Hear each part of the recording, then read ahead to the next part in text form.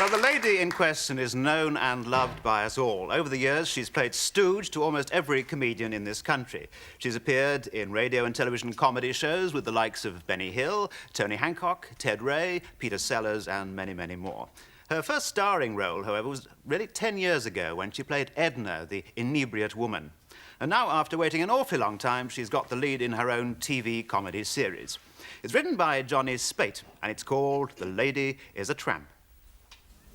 Fancy that! Asking us if we had stolen her milk. What a bloody cheat! We don't want your milk, missus. I wouldn't drink your milk for one. Would you drink her milk? No, I wouldn't drink your milk. No, we wouldn't drink your milk. Yeah. Then give it back. Right. You want it back, do you? There. Oh, there! You've got it back. See there.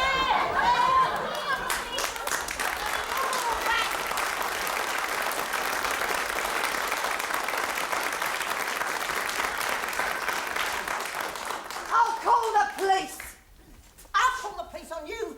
I've got police too. I've got rights. I'll have you up for slander, I will. Calling me a thief. Blacken my name, would you, for a bottle of milk? What you probably got for nothing. I may have been on the road for years, but I wouldn't do it for a bottle of milk. Oh!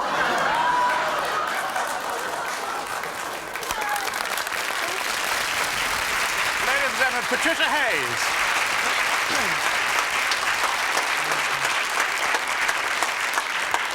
It must be nice for you, Patricia, to have an opportunity to put on a nice frock for a change. Yes, it is. Yes, it's a great change. Do people expect you to be a batty old duck when they meet you? Well, no, I don't think they do. They vary in their reception of me. My neighbours have a certain way of looking at me. They think I'm slightly bonkers, but the ordinary general public treat me with great respect. You wouldn't think that I don't think they'll like me when they see me in that. Do they expect you to be posh, though? Because you're not. No, they don't. No, they don't expect me to be posh. They always say, you know, are you all right, dear? Are they treating you all right, you see, as though I've just escaped from some asylum? You've been in the business for over 50 years, if you don't mind me... Much longer. Longer than 50 years? Well, I went on the stage when I was 12. I was a professional actress at the age of 12 in a children's play. Well, it's about time, though, isn't it, that you played the lead in your own series? Yes, but you see, well, it is supposed to be the lead, but I don't really look at things in that way. I think that it is a marvellous show, and I'm very, very lucky to have a good part in it, and I'm supported by lots of other very gifted people, and it's just wonderful to be able to be in a funny show which at the same time has got such marvellous dialogue. Well, it's written by Johnny Speight, who's written quite a lot for you over the years. Yes, he has. I discovered him for myself many years ago when I was doing some radio with the late Vic Oliver. Was that Variety Bandbox? That's right, and I used to say to people, who writes these sketches? Who writes them? And they'd say, oh, I've no idea, Pat, I'll find out for you. And eventually somebody said to me, it's a man called Johnny Speight. And that name stuck in my head. And then years later, I discovered him again, writing the sketches for Arthur Hayes. And he always writes good parts for women, you see. Because Arthur Hayes played a tramp as well. Yes, he did. I played his tramp wife once Did you? Or twice, yes. But you haven't got a man with you in this series. You've got Pat Coombs. I've got Pat Coombs, yes. Well, Pat Coombs and I did a marvellous scene in one of the Till Deaths. And it really was terrific. Even today, I can remember. Do you want me to do a little of the speech? Go on.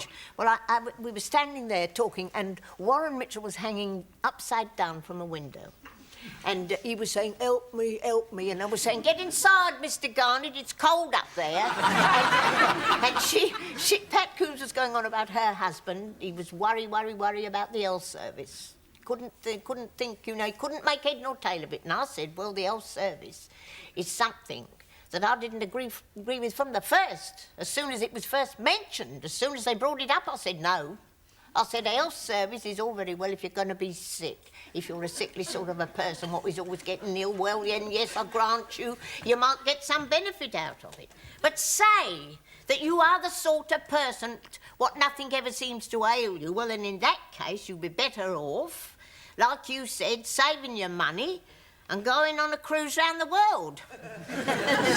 It's incredible that you remember that after all these years. Well, it takes me a long time to learn, so it stays in. I can remember bits of Shakespeare that I learnt as a child. I can remember recitations that I did when I was a little girl when my mother put me in for competitions.